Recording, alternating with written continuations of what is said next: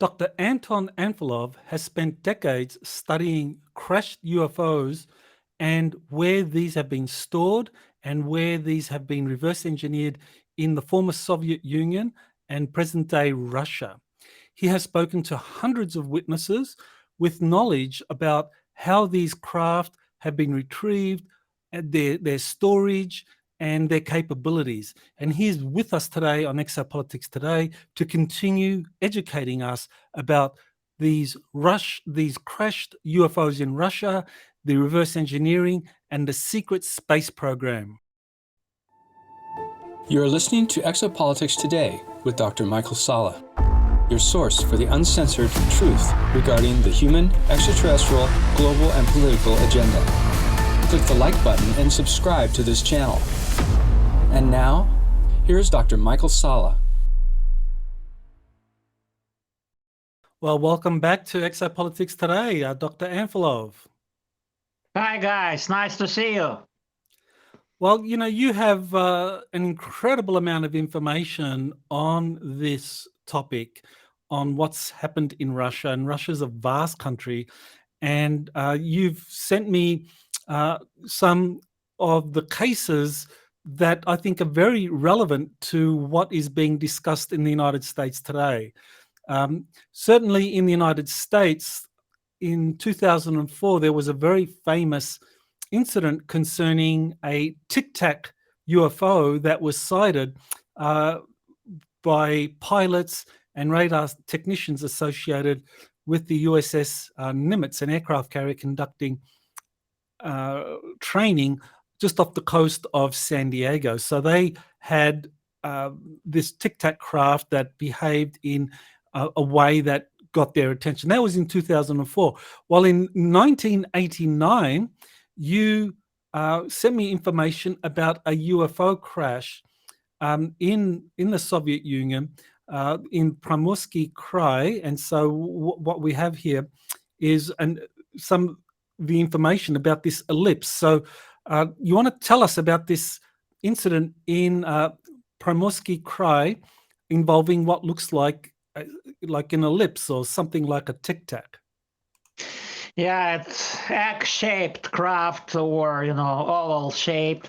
And they recovered it in spring of 1989.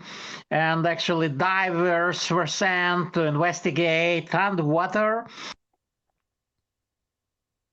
This operation with several vessels and Pacific Navy fleet was involved in this recovery operation, and they positioned the ships above this object that was on the bottom of this Pacific Sea, Japanese Sea actually, offshore of Vladivostok and Nakhodka and that area, south and far east, Primorsky Krai or territory. And they retrieved it from under the bottom and brought it ashore, and nobody knew what it is. Maybe fuel tank from some missile, maybe they didn't know, and they tried to cut it by gas cutter. These cutters that they use plasma cutting process, using plasma to cut metal. But it was fruitless completely. They couldn't open the hull. And nobody could do anything with it.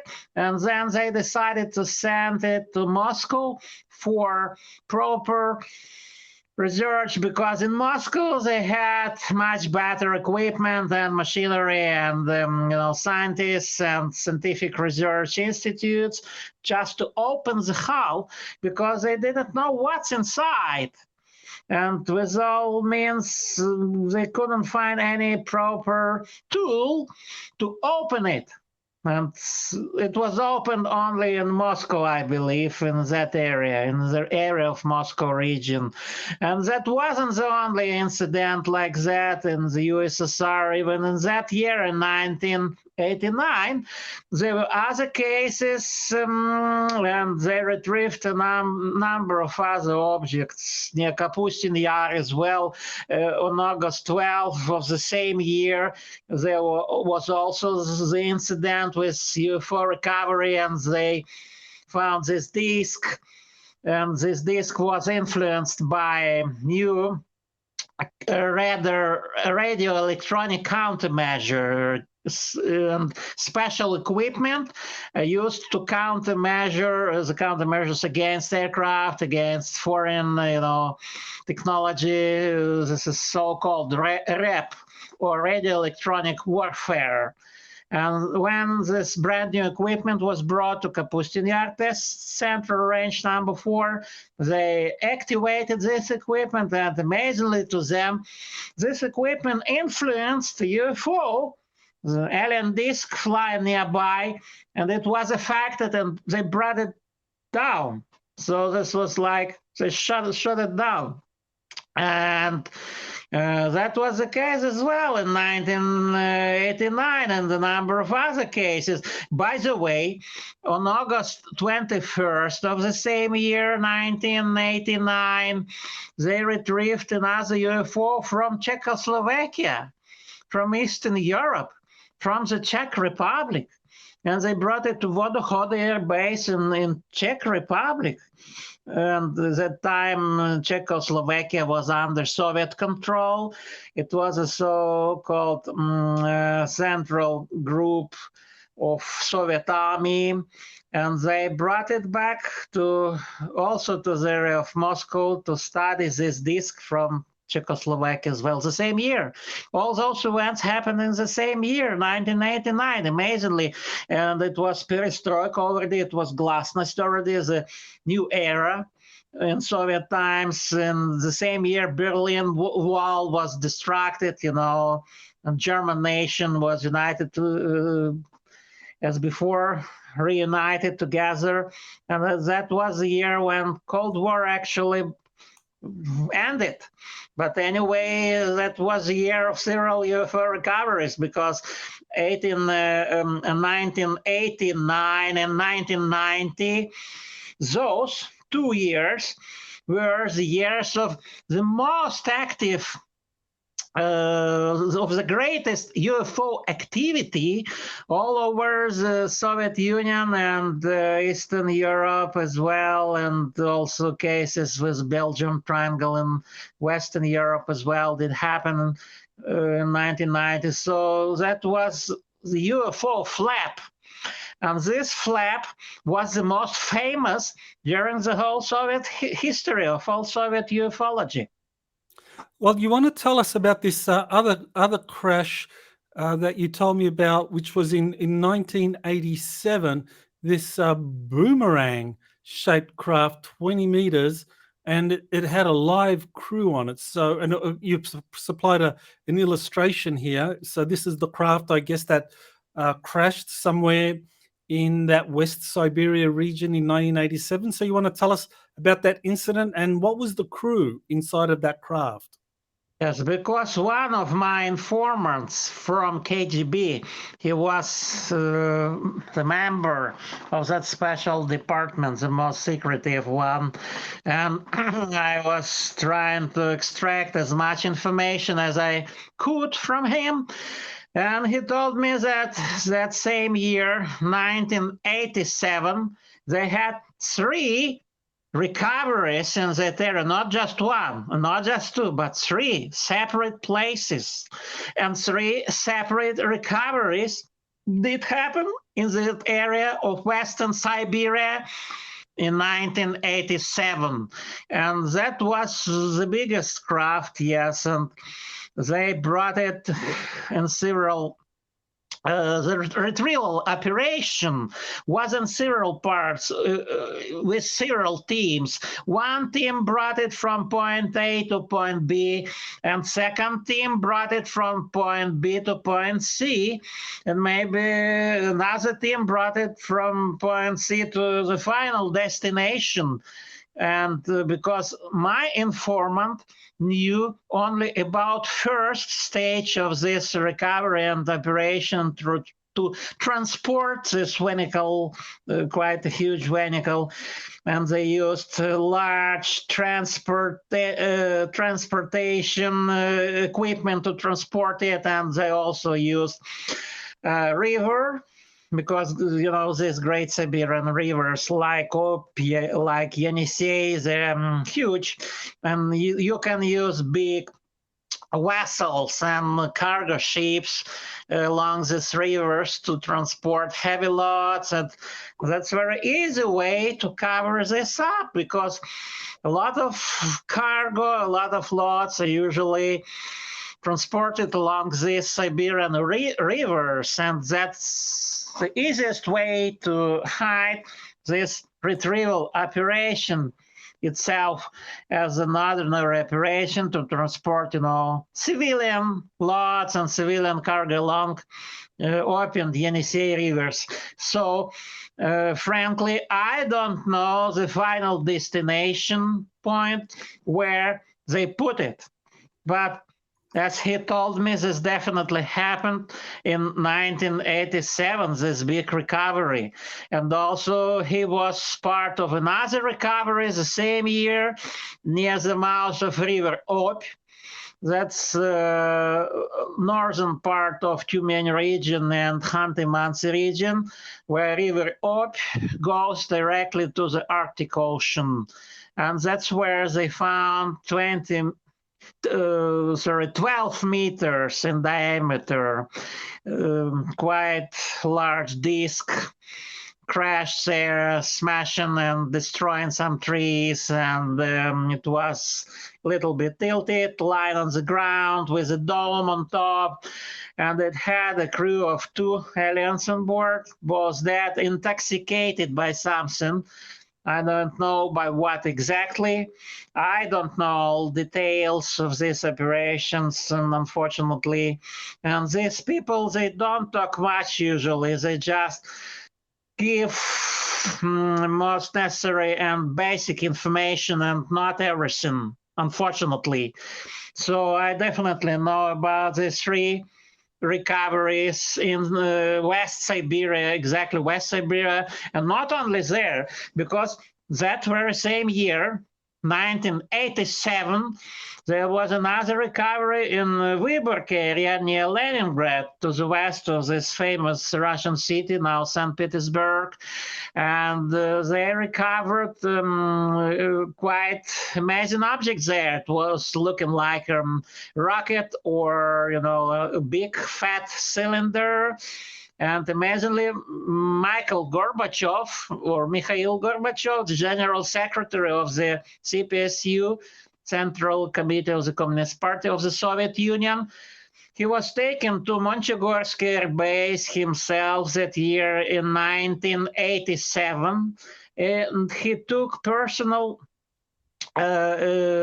he participated in person there. He was taken by aircraft to that military air base in Monchegorsk, and they showed him this recovered vehicle inside the hangar at that air base on Kola Peninsula.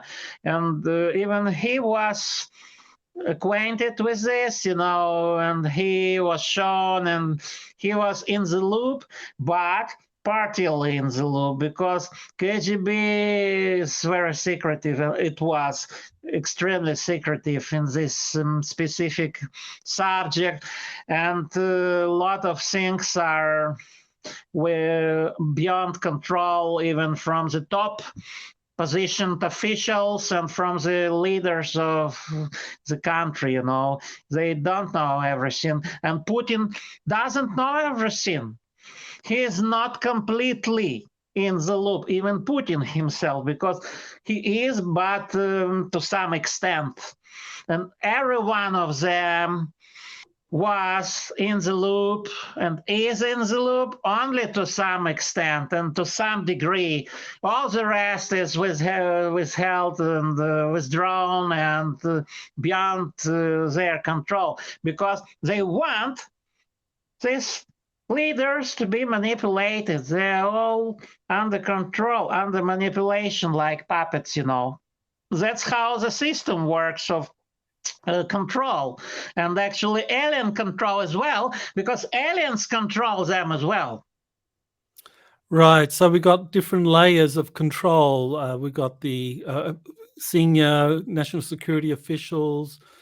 We got the aliens themselves, different groups.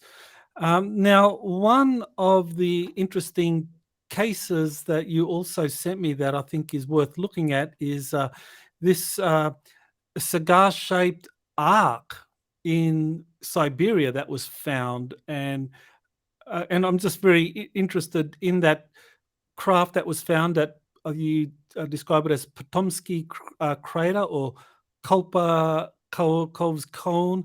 This craft that seems to have like just crashed into the ground and embedded itself. So you want to tell us about this very interesting shape and why you think it could be a cigar-shaped arc of some sort?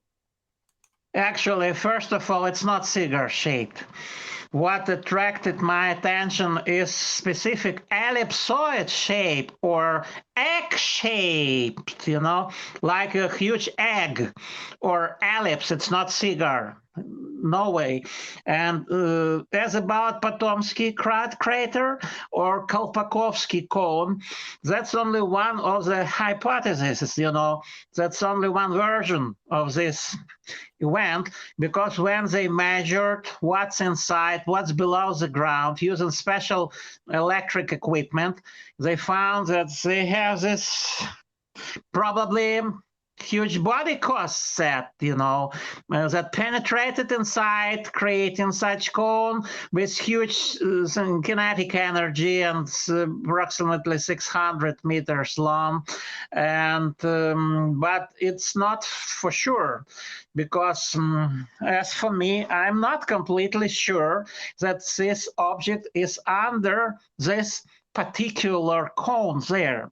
But I'm sure for certain that they have some other locations like this, where they have indeed this ellipse-shaped or egg-shaped objects deep under the ground. For example, in the area of Black Sea between Crimea and Taman Peninsula, between Crimea and Gelendzhik, they detected this object under the ground using special measuring electric equipment, scanning the surface under the ground. And that's proven for sure, because on that diagram that this equipment provided electronically, this object was shown. It's exactly oval shaped and egg shaped. Yeah, exactly this picture. And you can see it's very deep. It's 80 kilometers under the ground. Oh my God, it's very deep. You can't penetrate there. It's very deep. But anyway, it's clear, it's present, and this is equipment, This is not just some brains or illusions of some mind, It's clear technical data shown on this diagram, and we have this dielectric scan from underground scanning of the Taman Peninsula between Gelendzhik and Crimea, and that's where it is. And we know from other sources there was a huge shaft underground, very deep, and they put it there. Aliens that arrived. And also we have information that these venicles, egg-shaped, they belong to very specific alien race called Namlu, kind of progenitor race or antediluvial or ancestors, and they were androgen because they didn't have sex at all. They were very specific creatures, neither male nor female, and they looked like giants, 3 meters tall, like tall blondes, but they are not tall white aliens, and they are not Nordic blondes because they're sexless, androgen progenitors or ancestors, the so-called Namlu. Namlu is Sumerian name from ancient Sumer, and these guys knew about these aliens, and evidently they have this name in their Sumerian records from Middle East, that area of one of the most ancient cultures on our planet Earth. And Anton Parks writes about that in his chronicles, the famous UFO researcher from France. And other guys, so this is real. And when I stumbled upon JP, and you mentioned him in many of your streams, and you took interviews from JP, he told X-shaped. And I saw, and I got idea. Oh my god! I saw this before. It's real. They're really egg-shaped. They're ellipse-shaped. And then I just put two and two plus two together, and you'll find amazing revelations sometimes. And that's how I realized, comprehended. Oh my god, it's real. That is fascinating. I know JP talks about these arcs of different sizes, and he mentioned that they are that ellipsoid shape. And he mentioned Exactly. that they were, the size of 2 aircraft carriers. So that would be similar to the 600 meters that you described. So that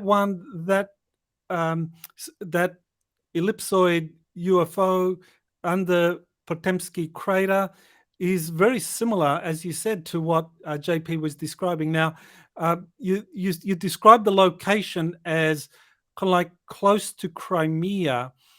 Now, JP said that he went, or that he knew of, not that he went to, but he knew of one near Oleshky Sands National Park in Ukraine. So I don't know if this is connected in some way to the one at Potemsky crater, but I think it's very interesting. I believe they're the same, but in different locations. There are more than JP knows. There are more of them, much more than he knows. And one is under the Black Sea between Crimea and Caucasus, between Crimea and Taman, deep. And another one is under Loshkovsky Sands near Kherson region, because it's really weird place indeed. Nothing grows there, just sands. Sands emit such territories that doesn't have sands anywhere anymore, just there. And it's weird place indeed. And another one on the Taman Peninsula, and there are several of them in the region of Crimea and southern Ukraine, and also in Kiev or near Kiev as well, because the area of Kiev is exact that area where they found Vimanas under the ground, several of them, cigar-shaped crafts, but maybe different. But I am sure they have a number of them, And Potomsky crater or Kolpakovsky cone in Siberia is not the only place in Russia. No, it's not the only place. I also know about place south of Moscow, in the region of Lipetsk, a big Russian city south of Moscow, industrial center. And in that region, as I was told, there's also alien spacecraft buried under the ground. And that's where probably they got access to it, because near Potomsky crater, they didn't have any access there under the ground. But if they have access, they have this access in different place for sure. Okay, well, that's very interesting that Russia has a lot of these ancient spacecraft that are buried under the ground. And that Potemsky crater, you said that craft is like 80 miles or 80 kilometers under the surface. So that's kind of similar to what JP is saying about these craft being buried deep underground, very ancient. And that's different to the craft that crash on the surface. So Russia's retrieved a lot of craft that have crashed on the surface. They've also found these craft that are buried deep underground. So I guess clearly, for the craft that they find above the surface, they take them to different places. And one of those places is the Baikonur Tyuratam facility that you've described as being one of the storage areas for these crashed Russian or these crashed UFOs in Russia. So you want to tell us about this facility at Baikonur, the Baikonur Tyuratam facility? Yeah, actually, the Tyuratam is the real name of this railway station there. And Baikonur was the name they used for distraction, to distract foreign intelligences, because the real Baikonur place is many kilometers far from this place. It was the very name was used to deceive foreign intelligences. That's amazing fact from the history of this place. And the history of this general test site dates back to 1955, but this specific particular site was in use since 1970s, when they started collecting recovered UFOs there under the ground. Site 92 it is called, and the general test site is called NEEP 5. It's scientific research and test site number 5, and particular site has number 92. And this particular building where they have this tunnel under the ground has number 223 or 223, marked by yellow marker to the right on this picture. And what they have there, they have this underground tunnel. When you drive inside this hangar, so to say, or building, it's just like many other buildings there. It's, you know, the person who doesn't know anything about that will never pay attention. But when you drive inside, there's a tunnel that's inclined like this, you know, slightly with some degree, and you drive below, you descend along this tunnel, and you finally drive to the underground area. And they have network of underground tunnels there when they were building this space clinical, site, missile site. It's not only civilian, it's basically military, because Baikonur is under military control, and it was during all Soviet times. And every building is secret there. You must have special access to every building there, to every site. You can't walk anywhere there. And they have this network of tunnels. And specifically, Site 92 is called Chilamey Processing Site. On this picture, you see as a Proton missile by Chilamey design, but Vladimir Nikolaevich Chilamey himself wasn't completely in the loop, despite it was positioned and located on his very own site and named after him, because his missiles and rockets and rocket science, everything is concentrated there, and all of his missiles were tested there. Basically, Chilamey, of course, not only there, but that was one of the sites to test these missiles. But that was excellent cover to hide UFOs, because everybody knows that they have this huge cargo transporters, this this military trucks, this platforms and these platforms when you can load heavy loads and missiles and things like cylinder-shaped UFO as well can be well disguised as just a military missile, And that's excellent cover, excellent, because everybody is used to this, for these transportations, for these operations. And when you just move another missile covered by tarpaulin and by protective coverage, nobody pays attention to this. It's an excellent place to hide such things, Baikonur. Very nice place for cover-up. And this meeting Mi-10K transporter sky crane. They used this sky crane to pull up some UFOs in Soviet times in 80s, specifically in 1983 in the area of Sakhalin, island of Sakhalin, and in different other areas. It's very powerful, and it's now replaced by Mi-26, which is modern and much more advanced and can pull up heavier loads than this Mi-10K.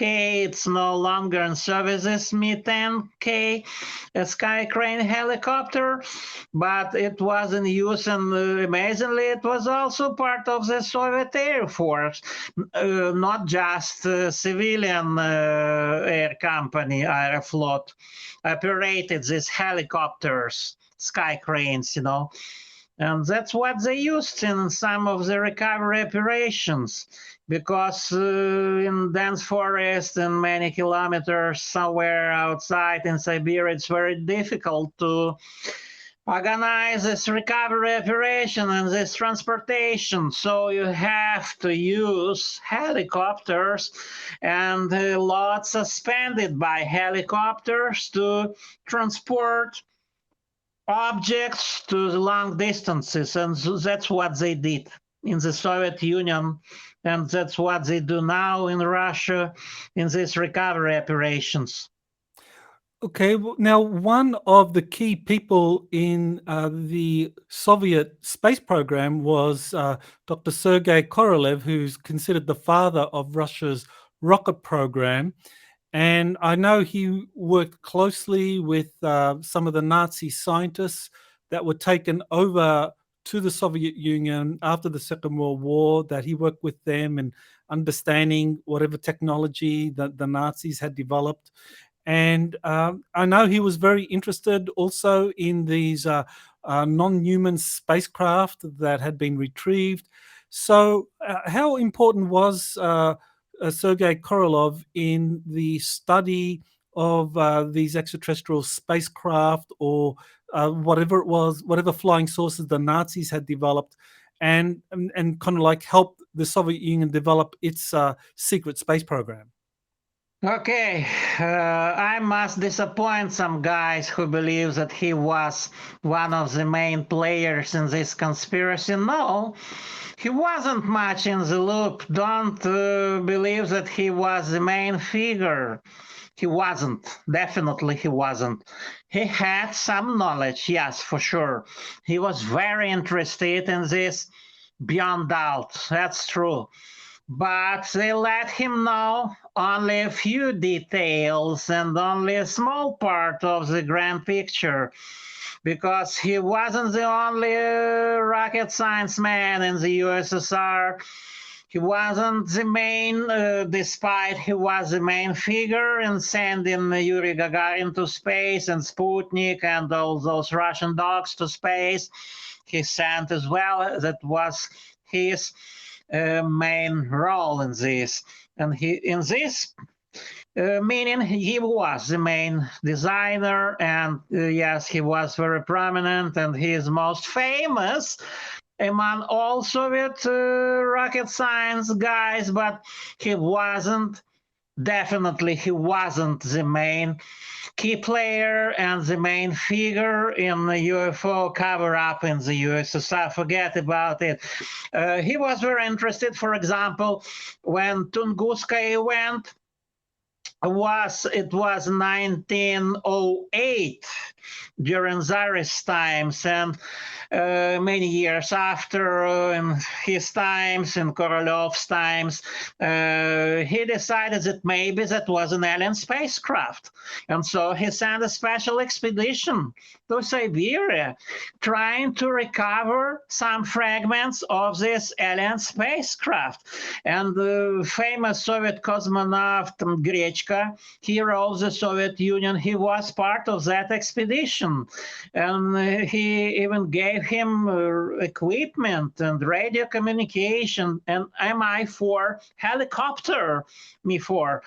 was also part of that expedition to Tunguska, to that area of eastern Siberia, trying to find out some wreckage or debris from the exploded UFO. But eventually, big disappointment, they didn't succeed in this expedition. And nothing was found and nothing was retrieved because of the limited time and limited efforts. However, when I was there myself in the city of Krasnoyarsk in 2014 and 2013, I was there several times in special museum specifically dedicated to this Tunguska event. And I personally knew the key holder and the main guy responsible for all of this, Yuri Lavbin. He was a dear friend of mine, and I had possibility and personal opportunity to touch UFO debris, because later, years later, they indeed found wreckage of the exploded UFO there in Tunguska area. And these particles of this material, it is called ferrosilicate or ferrum plus silicium. And it's very durable alloy, very hard and very specific alloy they used to construct alien spacecraft. And evidently, this alien spacecraft collided with this Tunguska comet. And because of this collision, Tunguska comet exploded. And this alien craft crashed as well. That was double crash, you know, but by doing this, aliens prevented this huge catastrophe, this huge calamity on planet Earth. Just imagine if this Tunguska comet could crash directly into the soil, smashing all these trees, you know, putting all the soil to the air and creating this local effect of the nuclear winter in the specific area of Siberia. And this effect of the nuclear winter could influence big territories of planet Earth, and that's why it was prevented by aliens, and that's what we found together with my colleagues later, many years later. And Sergey Korolev did not succeed in what I succeeded and my colleagues, because I really touched wreckage and debris of the crashed UFO there by my own hands, by these very hands. This particles and these pieces of ferrum plus silicium and plus other elements. I saw by myself this technical paper with the results of chemical analysis and study of this in Krasnoyarsk laboratory of aluminum production plant, or so-called KRAS plant, Krasnoyarsk Aluminum Production Zavod or plant. And they have a special laboratory there, and they study this chemical composition of this alien material. And actually it's not alien alloy. It consists of known elements on our planet Earth, ferrum and silicium, and also uranium-234, and other elements as well. It's definitely manufactured, it's not natural. And pieces of this wreckage are scattered all along this huge territory of dense forest or taiga in East Siberia, in this Tunguska area. That's where Korolev organized his expedition.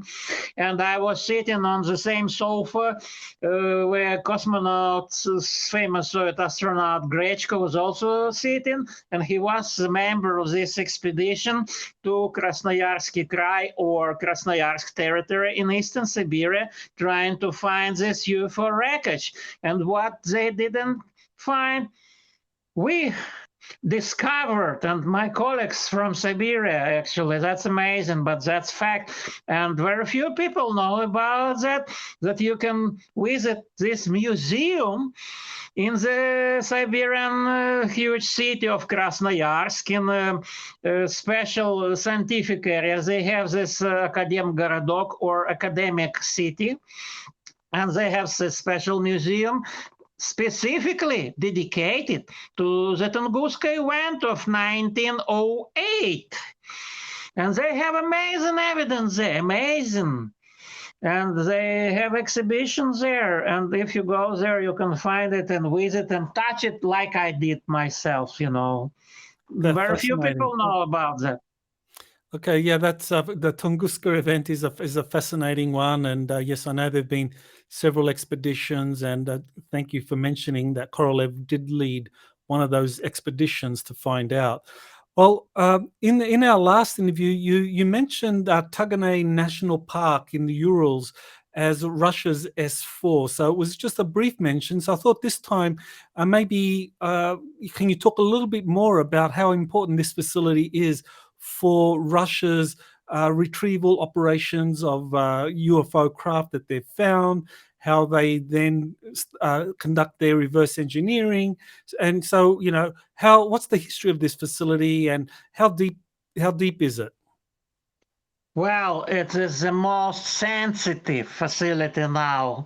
It is the most secret facility now, and it is the main facility now in whole Russia dedicated to these operations, reverse engineering, manufacturing, copy engineering, studies, and all operations starting from biological checkout, radiological checkout, bacteriological, because all these stages are on the way there, and they have these procedures, operational procedures, how to deal with recovered technology.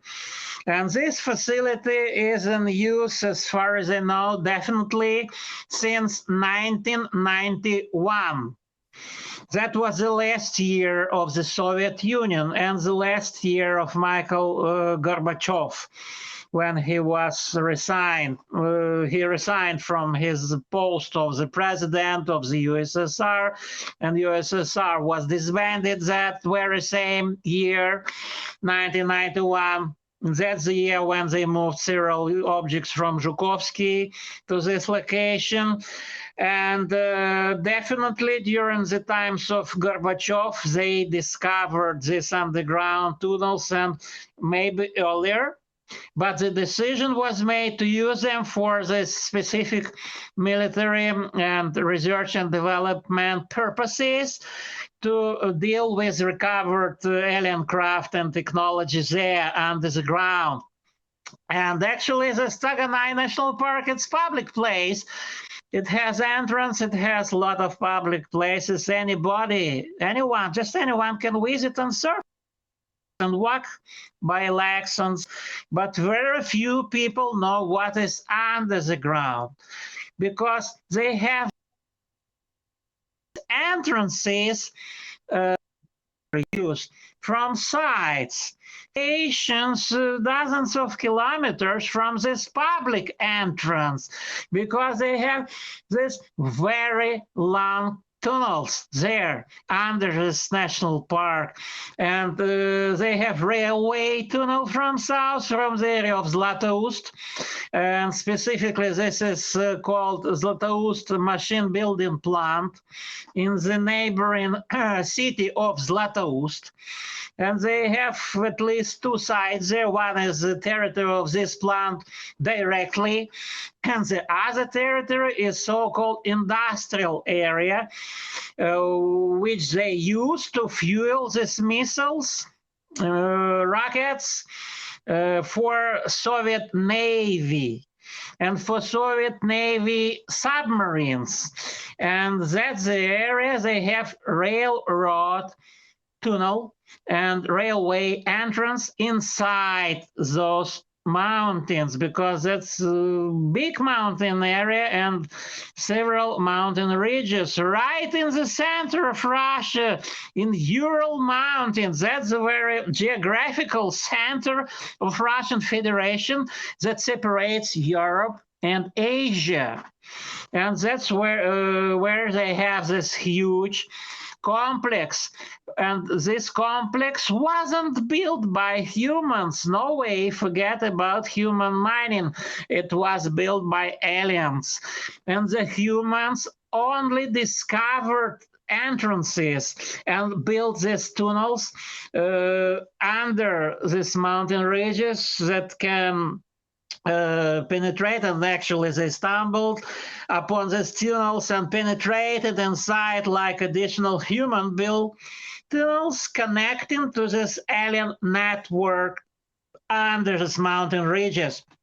And they also have reverse engineering using nearby scientific potential, because the area of Ural has a large concentration of different scientific research institutes, organizations, nuclear research facilities like Chelyabinsk 65, like Chelyabinsk 70, and a lot of these scientific research institutes are located in the city of Yekaterinburg, former Sverdlovsk, also in Chelyabinsk, and also Zlatoust machine building plant, and also MIAS GRC, which is called GRC means State Rocket Center, named after Makeyev, or Makeyev State Rocket Center, where they design missiles for Navy submarines of the Russian Navy. And that's where they take people to that complex as well. And also they have scientific research institute called NII Germes, or SRI Germes, in the city of Zlatoust. This city is very close to this complex, and they have a number of material research scientists there and experts in material research, in rocket science, in different materials used for machine building, for processing metals, for structural stability of different construction materials. And all those brains, they have them there actually nearby to Taganay National Park. And that's how the system works. They select specifically targeted people. They all sign non-disclosure agreements. They are even brainwashed. They use some mind control technique, and even they use some chemicals to erase, to wipe out, erase memories from human brains sometimes. And from the city of Krasnoyarsk, I know one case from Krasnoyarsk 26, huge underground plant, when one guy suffered from memory loss. He lost his memories. What was with me? I don't remember. What did I there for a specific amount of time? I don't remember what happened, when they have this malfunctions of the system. But usually it goes without that. It goes well to cover up everything, because all those guys were scared, frightened. They keep silence about everything, just everything. It's very hard to make them talk, because it's highly protected, highly sensitive, highly secret. It's most sensitive now, specifically. And since the year 2000, almost every UFO found and recovered on the territory of Russian Federation and also nearby countries, they move it there to Ural. And they now collecting all UFOs that they can get there, because it is easily for them to compare results, to study them at one place, and to minimize the number of leaks. That is also connected with strict secrecy, because you are doing this, you are minimizing these leaks. And you can also use compartmentalization, because I'm sure they are not in one hangar, all of them. They have different underground hangars there at the depths of 1 kilometer.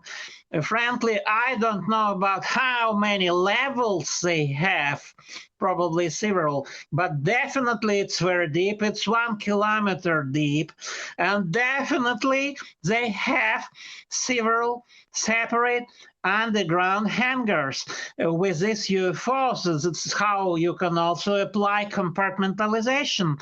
And they also have this underground railway network, very long, and huge tunnels for military trucks to transport all this equipment from Russian manufacturing plants like Zlatoust, like, in Chelyabinsk, in Sverdlovsk, Sverdlovsk, now Yekaterinburg. And also they have Chelyabinsk 65 nuclear production plant. It's huge nearby. And they also take some experts from there.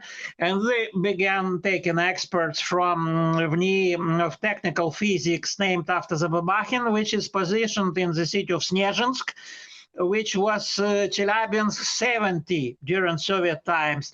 And they have quite a number of brilliant experts in material science, in material engineering, in plasma and nuclear physics, and to study power plant, to study materials, to study navigation system, to study all equipment they recovered. It's huge work.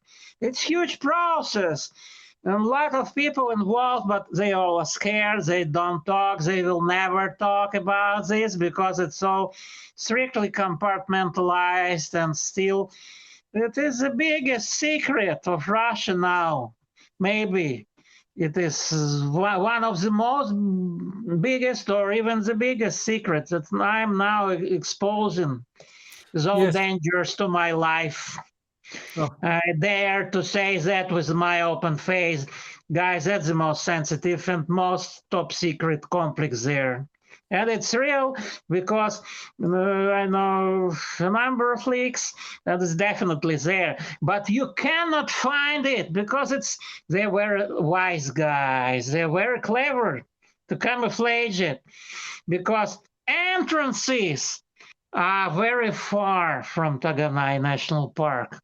You can go dozens and even hundreds of kilometers inside along these tunnels, and they use actually quite big tunnels, wide tunnels, to transport UFOs, maybe 3 dozens of meters across, maybe even more. Some tunnels, at least 30 meters and more. They are huge. Some tunnels are really huge. Sure, humans and Russians did never have this equipment to build these tunnels, and they are left from this alien civilization. And the most important, not to forget, this is the joint use complex. Aliens also take part in the process.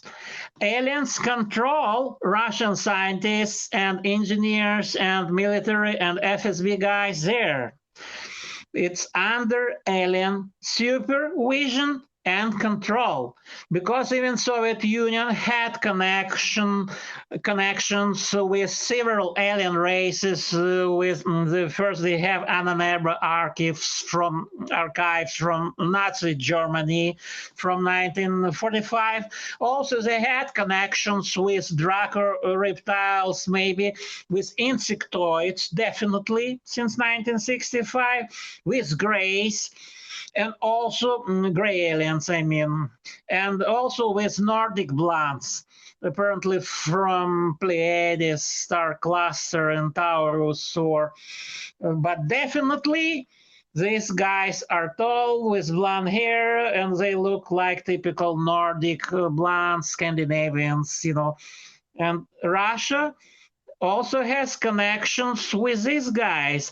And Putin himself had several meetings with these guys directly, with Nordics and also with tall white aliens. Please don't mix them together, because tall white aliens are different from the Nordics. They are called Imdugut or Anzu or Ja-Ami alien race. They're different. They have cat-like eyes. They are more, vicious.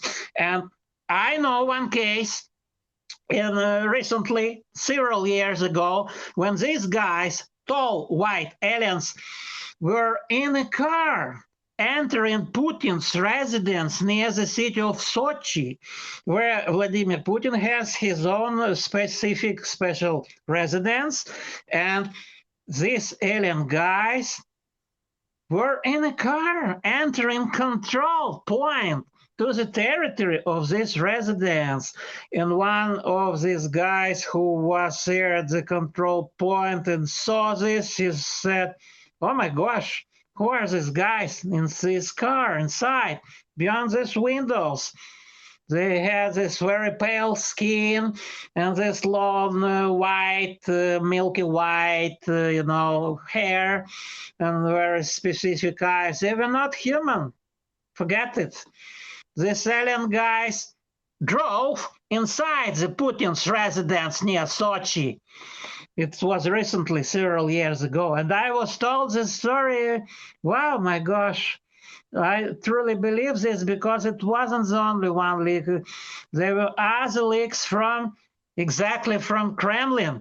Once upon a time when they had this fire accident or incident in the territory of Kremlin, directly inside Kremlin, firemen were called, specific unit, and also these strange guys arrived, very tall, very alien looking, non-human definitely, and they also took part in this incident. I don't know what they did there, trying to recover some documents or some equipment, or I don't know, but they definitely took part. They were seen there directly, the alien guys in Kremlin, in Putin's residence, and also in Sochi in Putin's residence. And I also know they were in person, these guys in Valdai.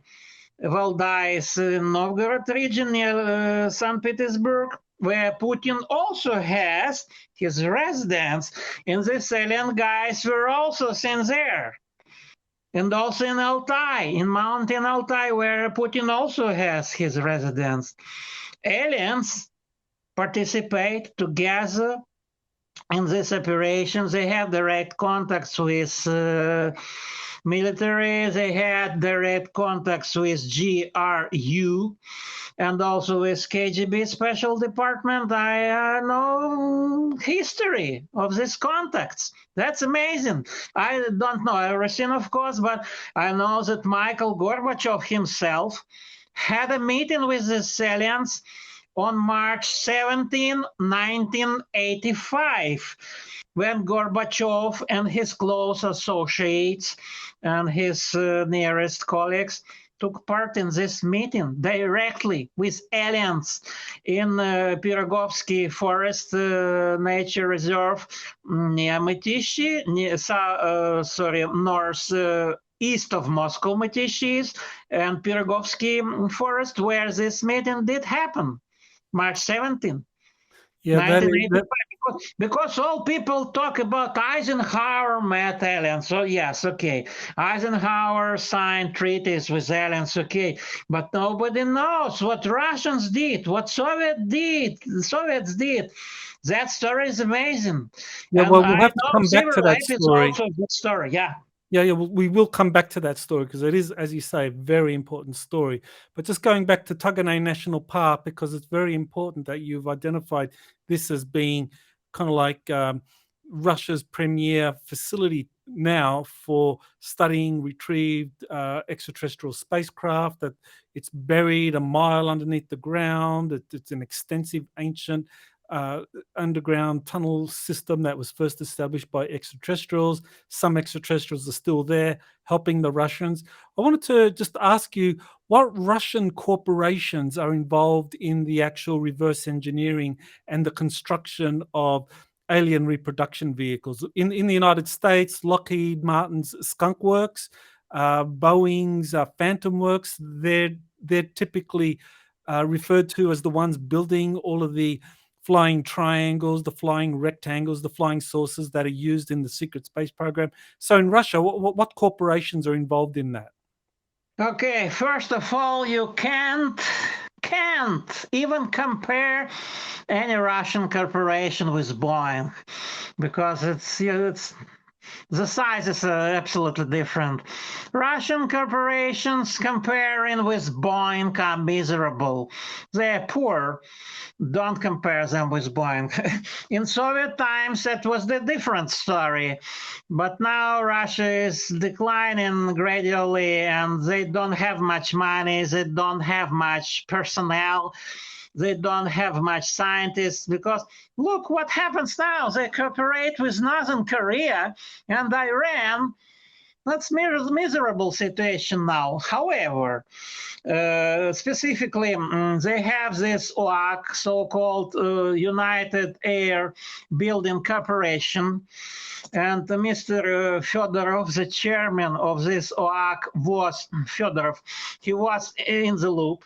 He knew about these recoveries and reverse engineering and other guys from this joint aviation building corporation, so-called, which is now formed in Russia, unlike Soviet times.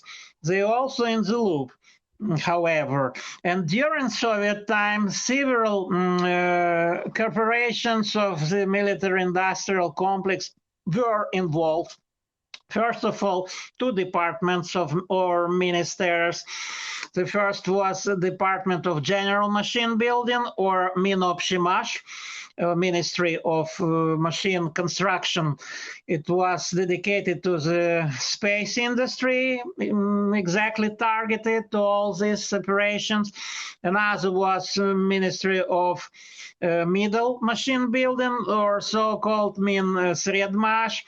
It was completely dedicated to the nuclear weapons and nuclear research and all operations and all enterprises. Dozens of enterprises were involved. Huge amount of enterprises was involved, gradually separated by compartmentalization for this reverse engineering by these two big departments in the Soviet Union, and also some specific operations like Sukhoi or Su Aviation Building Construction Corporation, and specifically Pavel Sukhoi and his successor Mikhail Simonov was also involved in back engineering. For example, they reverse engineered one vehicle from the UFO wreckage they discovered in North Caucasus in 60s,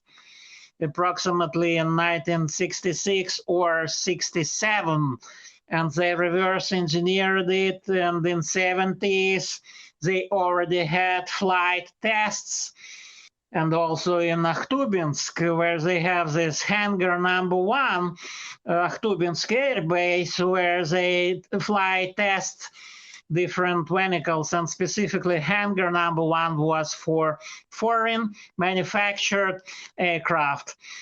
Everything they found abroad, they were transported to this hangar in Akhtubinsk number 1, including some UFOs, for flight tests specifically. They were trying to test them in the air, not just on the ground, but to reverse engineer and to fly test. And also recently I learned that they had several sites to fly test anti-gravity discs in the Soviet Union. Kapustin Yar was one of the sites where they had this reverse engineered anti-gravity discs. And also Lieutenant Colonel Kapasovsky told once upon a time that they had a laser-powered discs here tested using laser power, not just anti-gravity engine internal, but also external power. And another site is in the city which was called Kuybyshev in Soviet times, and now it is called Samara. And they have two big plants there. One is Aviacorp plant, aviation construction plant, where Tupolev was making his aircraft. And the second is Progress, space vehicle machine building plant. They're neighboring side by side, and the same airfield there. They are positioned on the same airfield called Bezymyanka Airfield on the eastern part of Samara, the famous Russian city of Samara, or Kuybyshev it was called. And they flight tested anti-gravity discs there as well, in the city of Samara, Kuybyshev. And Progress plant was involved, and Aviacorps also was involved to some degree, but not completely. Only few people were in the know. And also specifically Mikoyan and Gurevich, the famous Russian aircraft manufacturer called MiG or MiG, very famous. And the general designer Belyakov was there, and other guys. Specifically, they had a special department dedicated to anti-gravity research, to this electric anti-gravity, and these guys were in the loop in this special department. It's like Lockheed Skunk Works. If you compare Mikoyan and Gurevich with Lockheed, this special department can be compared with Skunk Works, but it was much more small and much more secretive. And actually, the famous Russian UFO researcher Vadim Chernobrov wrote in one of his books about this department in Mikoyan and Gurevich Aviation Construction Company. And I know that they reverse engineered this Mercury vacuum engine, very specific, like Germans were using in Nazi Germany on their flying discs, using mercury fuel, very specific mercury, not just this liquid metal, but with specific radioactive isotopes and very difficult chemical composition. This fuel for anti-gravity UFOs, and actually the famous scandal in Russia about the so-called red mercury, it was also connected with this, because during Boris Yeltsin's times, it was very famous topic about this red mercury. You know, Russia was selling this red mercury abroad to different countries. They had their price lists, you know, that was commercial enterprises. And later it was declared a scam. However, it's not that simple, guys. It's not that simple, because this substance do really exist. And this is indeed the fuel for anti-gravity UFOs. And this fuel was manufactured in Russia as well in huge volume, in specific Russian plants, and even in the Soviet Union in big quantity. And it was supplied for, you know, international covered SSP, secret space program. And it wasn't that simple. And also Novosibirsk was involved, a big aviation construction plant. And actually this Novosibirsk plant manufactures aircraft by Sukhoi. Su-24, Su-34, and others. And that plant belongs to this, basically to this Sukhoi Construction Design Bureau. And that's how it happened during Soviet times. It has very long history of reverse engineering, and now they have so-called OAC, Joint Air Building Corporation. It's basically responsible. It unites a lot of different companies, not just one company, different. But comparing with Boeing, they're tiny and they're miserable. They don't have that much money. And actually, they are part of international SSP, and they were years before the Russian invasion to Ukraine. They were indeed part of international SSP, secret space yes, program. we will be getting onto the international secret space program. So this next question kind of like takes us to that. Now, in 1972, you say that that's when the United States and the Soviet Union first began serious space cooperation, and there have been many stories about an Apollo 20 mission to the moon, where they went to explore this artifact, a kind of like a very long. A cylinder-shaped craft that was found on the moon. There you can see it. That is an actual Apollo mission photograph. So that is actually there. So the Apollo 20 mission was sent there to explore that. So what do you know about that Apollo 20 mission, which was a joint Soviet-US mission to explore that artifact on the moon?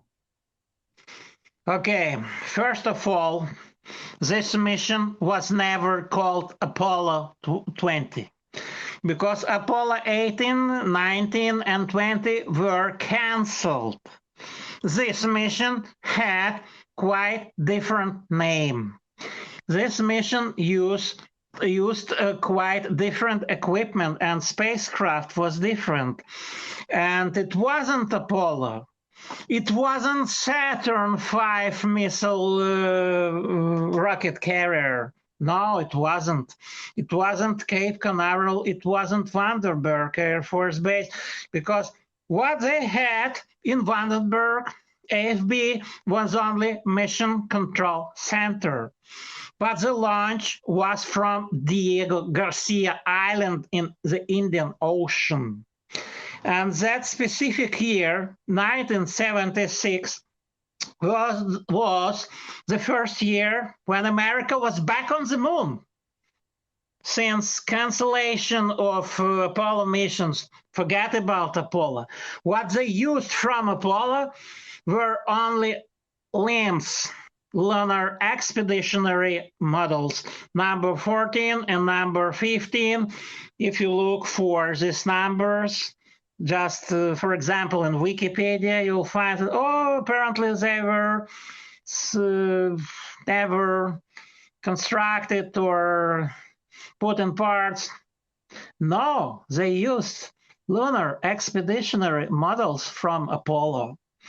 And what they used was a secret space shuttle, because besides this famous space shuttle that everybody knows, the so-called White Project, they also had this Black Project, this military space shuttle, which has some combined power plant and also nuclear power plant, and also engines like aircraft has combined power plants, secret military space shuttle.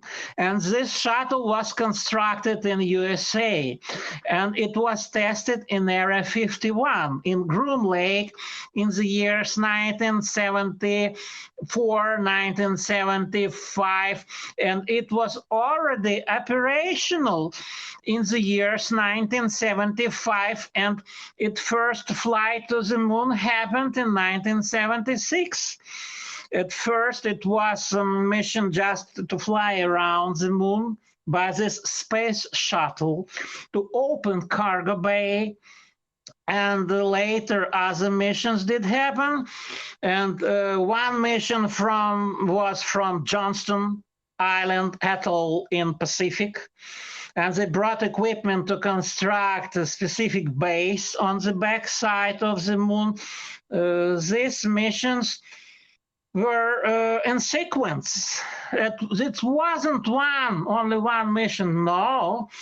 Since 1976, America was back on the moon, and it lasted since 1983 at least, when terrible accident happened with one of the shuttles. It was destroyed by aliens, and 3 American astronauts were killed. And actually, it was alien sabotage, and aliens were against this further exploration of the backside of the moon by America, basically. But Soviet Union was covering this up as well. Soviet Union was part of this international cover-up, and Apollo-Soyuz test flight in 1975 was only the first mission, but it wasn't the last mission.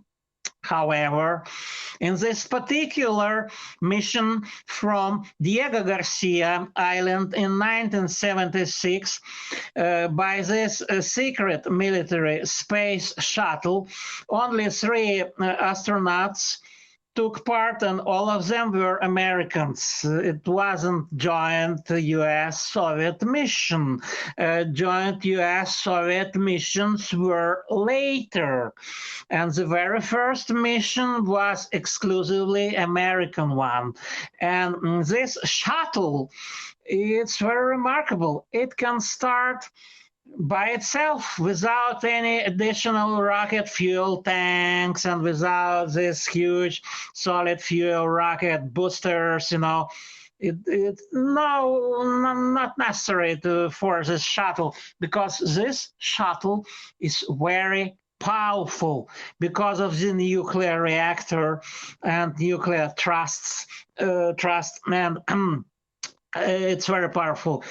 It can use only 2,500 meters runway, like they have on Johnston Island, Johnston Atoll, and also Diego Garcia, and also Kwajalein Island and Marshall's Islands in Pacific was involved in these secret space flights, and also Wake Island in Pacific, where they also have this runway, and they have in total 3 islands in Pacific: Wake, Johnston, and Kwajalein, and 1 island in the Indian Ocean, Diego Garcia, and some other islands, very secret airfields. They were used for these space flights since 1976.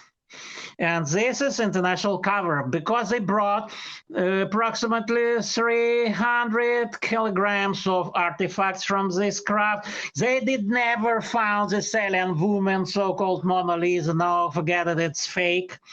But they indeed investigated, they penetrated. Actually, 2 astronauts descended by lunar expeditionary model, because when the space shuttle enters the lunar orbit, it opens cargo bay, and 2 lunar expeditionary models were positioned inside this cargo bay. One was for ordinary operations, the second was auxiliary, LEM, lunar expeditionary model. And they used this. One guy was staying in the cabin, orbiting moon, in the cabin of the space shuttle, and 2 guys descended. And before equipment was brought, even by automatic interplanetary stations, there were secret launches to the moon. Some equipment was brought to the backside of the moon in total secrecy. And later, these astronauts, these guys, were assembling this equipment from pieces to construct this telemetry relay systems. And also they put lunar telescope on the backside of the moon to see all distant stars without any atmospheric hindrances very easily with this clear space, And they have amazing photos from this telescope from backside of the moon. But basically that program was American. And Soviet Union cooperated in some parts, and also Russia, because some artifacts were brought to Russia and to the Soviet Union as well, because Soviet Union was very curious. Soviets said, okay, go there, but bring us the results. We also want to know what this alien spacecraft is. It's derelict. And Nixon, president of U.S., POTUS, he was well aware. And since 1971, preparation was organized for this expedition to the moon. They knew that Apollo is already close. They had these final Apollo missions, no more Apollos, forget about Apollo. And this other lunar program was using space shuttles, secret space shuttles, military shuttles. And in general, they constructed only 3 of them. This military, top secret, big shuttles, bigger than ordinary shuttles. They had bigger weight. They had these landing gears, much more durable, and big tail because they positioned this power plant at the back side of the shuttles. And but cargo bay was the same size, and they use them since at least 1983. And one of my acquaintances saw the shuttle in hangar in Edwards Air Force Base in California. It was there, and definitely they tested them in Area 51. Definitely. Well, I wanted to just kind of like just to get a sense of what this secret shuttle looked like. I mean, here's the Atlantis space shuttle, and that was powered by conventional rocket engines. But this secret space shuttle used for that mission in 1976, you're saying it had a nuclear engine. So so you just, was it kind of like a similar configuration thermodynamically? It was designed to glide through the space. Yeah, you want to explain? Yeah, sure. Because this military shuttle was bigger and earlier than Enterprise. If you study the history of civilian space shuttles, you can find that the very first of them was Enterprise, tested since 1977 at Edwards by some test pilots. And this military shuttle was earlier because it was constructed under this guise of this official program, because the official space shuttle program was the cover. Just to organize this cover up, you need some lead, some screen to distract attention of all foreign intelligences and different people from this black program. And this was really black program. And not just only nuclear engine they used hybrid engine, hybrid power plant, which consists of different engines. Nuclear engine was activated only after takeoff. When it took off and gained proper altitude, it then activates this nuclear power plant, and it zooms like a bullet upwards into space, and it's very hard to track this.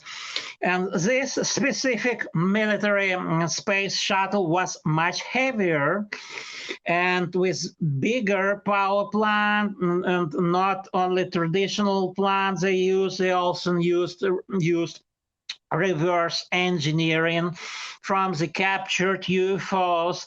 They also used alien technology as a part of this space shuttle in some construction materials, because the famous project that was called X-20 dinosaur, or dynamic soaring, it's not dinosaurs from Jurassic Park, that's dynamic soaring into atmosphere. It was called X-20 project, and reportedly Secretary of Defense Robert McNamara canceled this project in 1963, but they spent huge money, about $5 billion in present prices. Who spends $5 billion and then cancels the project? That's crazy and ridiculous. The real story behind this is that this project was transferred to the category of black projects, or USAPs, USAPs, unacknowledged special access projects or programs, USAPs. And that's why they continued research and development with these space shuttles. US didn't stop the space shuttle program. Dinosaur was reconfigured. Of course, old models were put to pieces and they declined as all the variants. But first talks about space shuttles were in 1969. And officially, the space shuttle program was declared in 1972.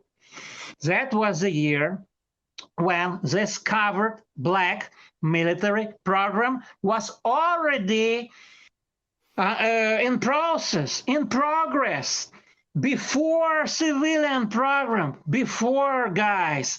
And that's the biggest secret of American space shuttle program. If you dig out deeply all those facts, you'll find amazing things about American space shuttle program. And you'll find the fact about the existence of these three constructed secret variants, and they're very advanced, they're heavier, and they have, how they look like actually, they look very similar, but several differences. First, they have more this isolation plates, these black plates on surface, more black color. Second, they don't have any name. On any civilian shuttle, you can read Enterprise, Columbia, Challenger, Discovery, Atlantis, Endeavour, but you don't find any of those names on those shuttles.